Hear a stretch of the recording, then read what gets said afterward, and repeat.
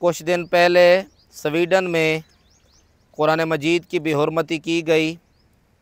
इस वक्त तमाम आलम इस्लाम इंतहाई रंजीदा है, अफसरदा है, तमाम मुसलमान परेशान हैं और उनके दिल इंतहाई मुदतरब हैं और इस जो है वो परेशानी में है कि तमाम मुसलमान तमाम मज़ाहिब का एहतराम करते हैं, तमाम किताबों का एहतराम करते हैं, तमाम नबियों का एहतराम करते हैं, लेकिन दूसरी तरफ यहूद व नसारा हमेशा कुरान और साहिब कुरान की इज़्ज़त और नामूस पर डाका डालने की कोशिश करते हैं। तो मैं बंदा नाचीज़ तमाम मुसलमानों की तरफ से ये बता देना चाहता हूँ कि हमारी एक तारीख़ है और अगर वो तारीख़ आप पलट कर देखें, खोल कर देखें, ये तमाम मुसलमान भूखे रह सकते हैं, नंगे रह सकते हैं और अपनी औलादें कुर्बान कर सकते हैं, अपने वालदैन के बग़ैर परवरिश पा सकते हैं, लेकिन अल्लाह और उसके रसूल सल्लल्लाहु अलैहि वसल्लम और कुरान मजीद की इज़्ज़त और नामूस पर डाका डलना नहीं देख सकते।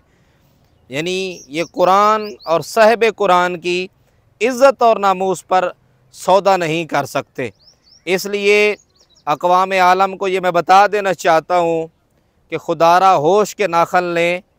आपको क्या मसला हो जाता है कि आप हर दफ़ा कुरान और साहिब कुरान की इज़्ज़त और नामूस पर डाका डालने की कोशिश करते हैं, इसलिए होश के नाखन लें, वरना इसका अंजाम जो है वो बुरा होगा। और मैं हुकूमत वक्त से गुजारिश करता हूँ, जो हमारी इस मुल्क पाकिस्तान की इस वक्त हुकूमत है, वज़राए आला से मैं गुजारिश करता हूँ कि इसका जो है वो रिएक्शन लें, जवाब दें, एक्शन लिया जाए। पता चले कि ये मुसलमानों के वज़रा हैं और ये मुल्क पाकिस्तान जो इस्लाम के नाम पर मारद वजूद में आया तो उसके वज़रा ने सही जवाब दिया। ये पता चलना चाहिए। उनसे गुजारिश है कि इसका जवाब दें और तमाम आलम इस्लाम से ये गुजारिश है कि इस मौका पर इकट्ठे होकर यहूद व नसारा को जवाब दिया जाए, ताकि आइंदा कुरान और साहिब कुरान की इज़्ज़त और नामूस पर कोई डाका डालने की कोशिश न करे। इसके अलावा तमाम आलम इस्लाम से ये भी मेरी गुजारिश है कि कुरान और हदीस की तरफ आएँ। अगर हम कुरान और हदीस का इल्म हासिल करेंगे तो कभी भी ये हाल मुसलमानों का नहीं होगा। और इकबाल ने कहा था, वो मुअज़्ज़ज़ थे ज़माने में मुसलमान होकर, तुम ख़ार हुए तारे के कुरान होकर।